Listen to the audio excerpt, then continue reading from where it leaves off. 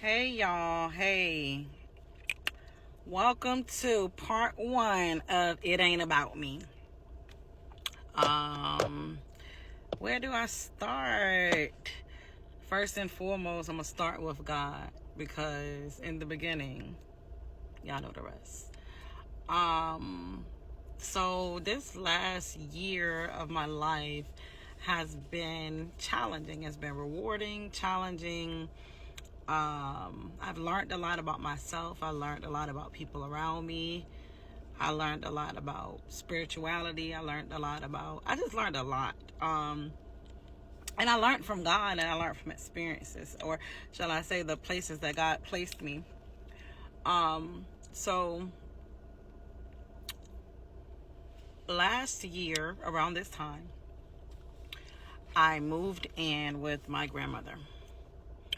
And I would be lying if I said I was excited about it. I would be lying if I said I was all the way on board with it, because I was not. In fact, I was fighting it nail and tooth. But what made it such a difficult task for me not to do is that I knew that God was telling me to do it. And in my experiences, I've learned that when I hear God, or when I know something, when I know what I know what I know. Once you know what you know, you can't unknow. That's just that. So I couldn't sit there and act like I didn't hear him tell me to go there. I couldn't sit there and do something else, because who's to say what the consequence would be? Because we get to make the decision, but ultimately God chooses the consequence. And that's the cost of being disobedient, which is why they say obedience is better than sacrifice, right? Because you never know what you may have to sacrifice. So he kept telling me, move in with your grandmother. And the reason why I was moving in the first place is because my landlord decided to go up. What is in my friggin' sunscreen? Excuse me. Hold on. Okay. So the reason why I was moving in the first place is my freaking landlord decided to jack up my rent by $600 at one time.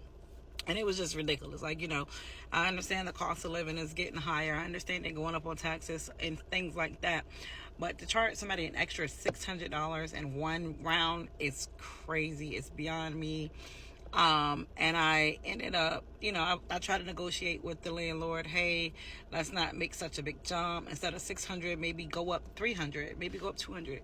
I maybe could even understand $400, but half a thou is wow. Like, for renting, come on now.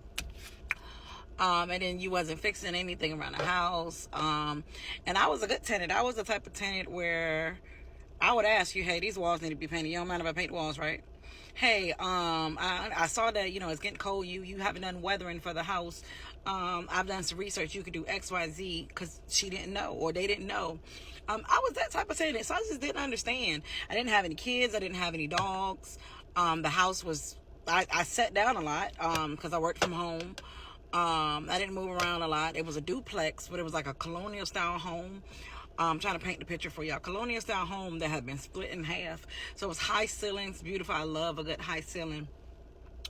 In the historical district of where I lived, I loved it. But they wouldn't budge. Hey, this is the price, take it or leave it type thing. And I remember at that time thinking I should leave, but I knew that I didn't have it figured out. So I began to pray on it. And as more time went by, more things started to make sense as to why, when God finally did tell me to go to my grandmother's house, why it was. So I had that situation with the landlord. Then I had someone living with me, who wasn't contributing the way that they should have. And at that particular time in my life, I was working on my writing. So I was working on a couple books, and I had some other projects that I was working on. And this person reassured me that, they would do their part and so on and so forth, which they did not. So instead of them doing their part, simply them just being around became a huge distraction. And at that time in my life, I didn't have the words or the strength, shall I say. I didn't have the strength to I guess you can say, to push them away. So I turned to alcohol. And to suppress the anger and the confusion and the disgust that I had within me. And I've been delivered from all of those things. I'll go ahead and let you know that now before I continue on with the story. So anyways, like I said, yeah, God told me to go to my grandmother's house. So I ended up, packing my things up, putting stuff in storage, going to my grandma's house. Get to my grandmother's house, and yeah, I was at my grandmother's house for 9 days, and on the 9th day, I encountered God. I encountered Jesus, and it blew my mind, because the way in which I encountered him was, I was drinking, and I just remember just feeling, I don't know why, I just felt like everybody was talking about me. You know how family can be, let's be real. Everybody was talking about me, like, oh, April had to come back home. Oh, April's not doing good. Oh, she let that man use her up. I just heard, these are the lies of the enemy, right? These are the things that the enemy is telling me.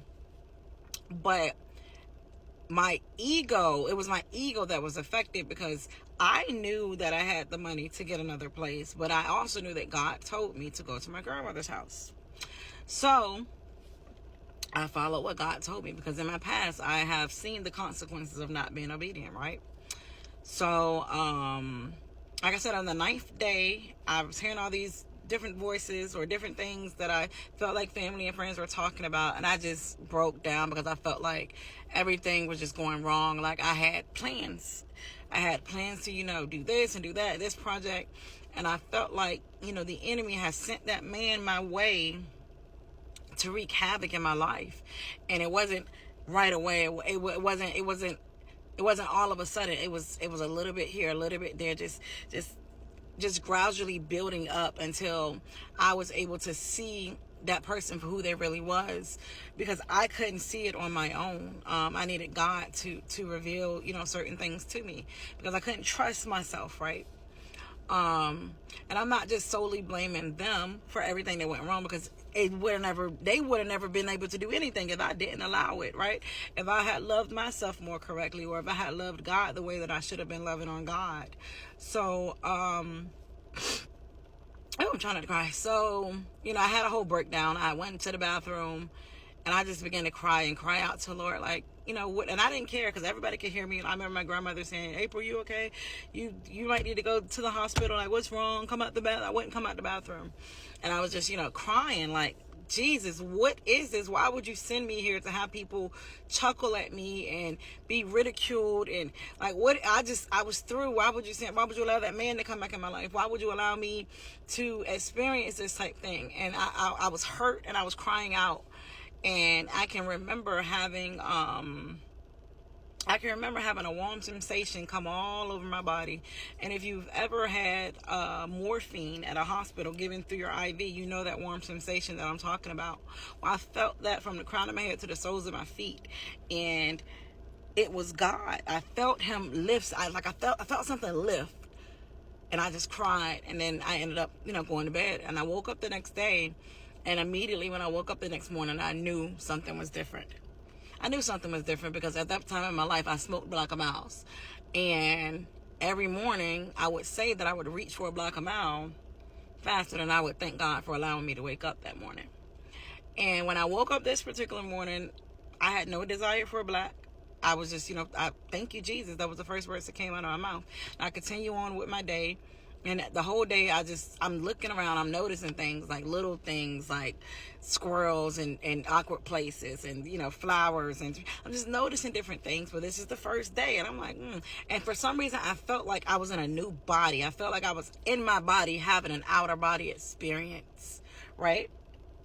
So that is how I very first encountered God. And so y'all just join me as I continue to tell you about each time along the way from that time up until now that God has spoken to me, God has used me, God has loved on me. And y'all buckle up, because it's going to be an interesting ride. I'll leave it at that until part 2.